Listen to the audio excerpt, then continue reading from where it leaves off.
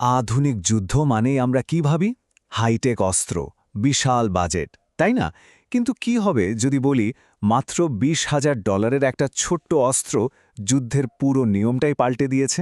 হ্যাঁ, ঠিকই শুনছেন। চলুন আজ এই ব্যাপারটাই একটু গভীরে গিয়ে দেখি। একদিকে দেখুন আমেরিকার E3 সেন্ট্রি এয়ারক্রাফট। দাম শুনলে অবাক হবেন, $300 মিলিয়ন।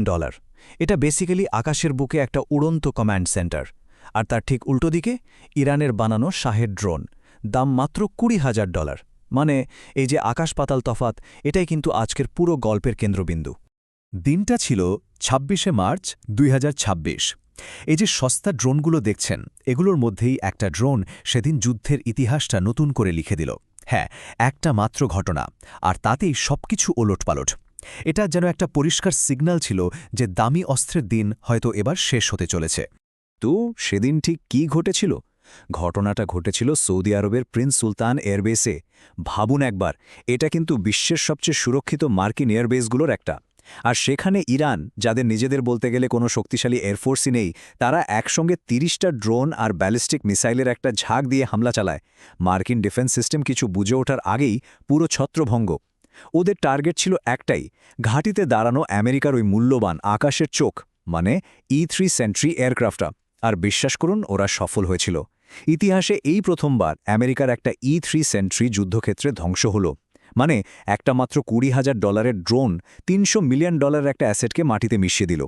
কিন্তু আসল প্রশ্নটা হল, ইরান এটা করল কিভাবে? মানে যাদের কাছে না আছে সুপার অ্যাডভান্স টেকনোলজি, না আছে বিশাল বাজেট, তারা এটা করে দেখালো। এর পেছনের স্ট্র্যাটেজিটা বোঝাটা কিন্তু খুবই ইন্টারেস্টিং। আসলে ইরানের পুরো প্ল্যানটাকে ৩টে সহজ স্টেপে ভাগ করা যায়। প্রথমটা হল শত্রুর টেকনোলজিকেই কপি করা, দ্বিতীয়ত বিদেশি স্পাই স্যাটেলাইট ভাড়া নেওয়া, আর ৩ নম্বর জিপিএসকে পাশ কাটিয়ে অন্য সিস্টেম ব্যবহার করা। তো প্রথম স্টেপটা কি ছিল? ইরান কিন্তু এর আগেই আমেরিকার একটা RQ-170 স্টিলথ ড্রোন ঘুরে ফেলেছিল। ওরা ওটাকে আক্ষরিক অর্থেই খুলে প্রত্যেকটা পার্টস স্টাডি করে, মানে যাকে বলে রিভার্স ইঞ্জিনিয়ারিং করে, আর সেটার ওপর ভিত্তি করেই বানিয়ে ফেলে নিজেদের সস্তা কিন্তু মারাত্মক এফেক্টিভ শাহেদ ড্রোন। আর এটাই ছিল ওই আক্রমণের মূল হাতিয়ার। এবার আসি দ্বিতীয় ধাপে, আর এটাই গল্পের সবচেয়ে মজার অংশ। ২০২৪ সালে ইরান চুপি চুপি চীনের একটা স্পাই স্যাটেলাইট লিজ নেয়। ভাবা যায়, এই স্যাটেলাইটের রেজলিউশন এতটাই হাই ছিল যে স্পেস থেকে একটা প্লেনের লেজের নম্বর পর্যন্ত পরিষ্কার পড়া যেত। আর এই স্যাটেলাইট ব্যবহার করেই ইরান গালফ অঞ্চলের প্রত্যেকটা মার্কিন বেসের একটা নিখুঁত ম্যাপ বানিয়ে ফেলেছিল। আর ৩ নম্বর এবং সম্ভবত সবচেয়ে স্মার্ট মুভটা ছিল নেভিগেশন। ইরান খুব ভালো করেই জানত যে যুদ্ধ লাগলে আমেরিকা সবার আগে জিপিএস বন্ধ করে দেবে। তাই ওরা আমেরিকার সিস্টেমের উপর ভরসাই করেনি। ওরা ব্যবহার করেছে চীনের বেইডু নেভিগেশন সিস্টেম। দেখুন, বেইডু সিস্টেমে স্যাটেলাইট আছে ৪৫টা, যেখানে আমেরিকার জিপিএসে আছে মাত্র ২৪টা। এটা শুধু বড় নয়, অনেক বেশি অ্যাকিউরেটও। প্রায় ১০ সেন্টিমিটার পর্যন্ত নিখুঁত টার্গেটিং করতে পারে। এর ফলে কি হলো? আমেরিকার জিপিএস জ্যাম করার সমস্ত চেষ্টা পুরোপুরি বেকার হয়ে গেল। এই একটা ঘটনাই কিন্তু যুদ্ধের একটা নতুন সত্যি আমাদের সামনে নিয়ে এসেছে। সেটা হলো, এখন আর বড় আর দামি মানেই যে তাকে হারানো যাবে না তা নয়, বরং আজকের যুদ্ধক্ষেত্রে এই বিশাল দামি জিনিসগুলোই সবচেয়ে সহজ টার্গেটে পরিণত হয়েছে। তাহলে মূল শিক্ষাটা কি? এই যে কথাটা দেখছেন, high tech quality can be defeated by mass quantity, এটাই এখন নতুন মন্ত্র। মানে আপনার কাছে যতই হাইটেক ডিফেন্স সিস্টেম থাকুক না কেন, এক ঝাঁক সস্তা ড্রোন পাঠিয়ে সেটাকে অকেজো করে দেওয়া এখন একটা প্রুভেন স্ট্র্যাটেজি। আর ব্যাপারটা শুধু যুদ্ধবিমানের ক্ষেত্রে সত্যি তা নয়। মেইন ব্যাটল ট্যাঙ্ক বা এয়ারক্রাফট ক্যারিয়ারের মতো অ্যাসেটগুলোও এখন অসম্ভব ঝুঁকিতে। ভাবুন, $50 মিলিয়ন একটা ট্যাঙ্ককে $25,000 একটা ড্রোন এসে উড়িয়ে দিচ্ছে। ঠিক একইভাবে বিলিয়ন বিলিয়ন ডলারের এয়ারক্রাফট ক্যারিয়ারগুলো এখন হাইপারসনিক মিসাইলের জন্য বলতে গেলে সিটিং ডাক। তো এই যে যুদ্ধের পুরো প্রেক্ষাপটটাই বদলে গেল, এই পরিস্থিতিতে ভারতের অবস্থানটা ঠিক কোথায়? সত্যি বলতে ইরানের এই ঘটনাটা ভারতের জন্য একটা বড়সড় ওয়েক আপ কল। ভবিষ্যতের যুদ্ধের একটা ঝলক যেন দেখিয়ে দিয়ে গেল। স্বাভাবিকভাবে এই প্রশ্নটা ওঠে, ভারতের ডিফেন্স ডকট্রিন কি এই নতুন বাস্তবতার জন্য তৈরি? আমাদের দুর্বলতাগুলো ঠিক কোথায়? আমরা কি ঠিক পথে এগোচ্ছি? ভারতের নিজস্ব ন্যাভিগেশন সিস্টেম ন্যাভিকের কথাই ধরুন। জানেন কি, এখন এর মাত্র ৩টে স্যাটেলাইট কাজ করছে। যেখানে ঠিকঠাক কাজ করার জন্য মিনিমাম 4টে স্যাটেলাইট লাগে। আর এর থেকেও বড় পরিহাসের বিষয় হল 1999 সালের কার্গিল যুদ্ধের সময় আমেরিকা আমাদের জিপিএস ডেটা দিতে মানা করে দিয়েছিল।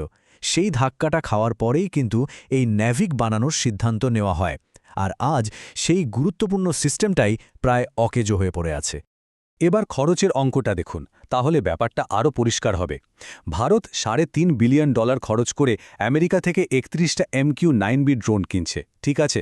কিন্তু ওই একই টাকায় মানে $3.5 বিলিয়ন আমাদের দেশেই 7,000-এর বেশি শাহেদ স্টাইলের ড্রোন বানানো যেত। কোনটা বেশি কাজের, 31টা দামি ড্রোন নাকি 7,000 সস্তা ড্রোনের ঝাঁক? এখান থেকেই বোঝা যায় আমাদের ভাবার সময় এসেছে।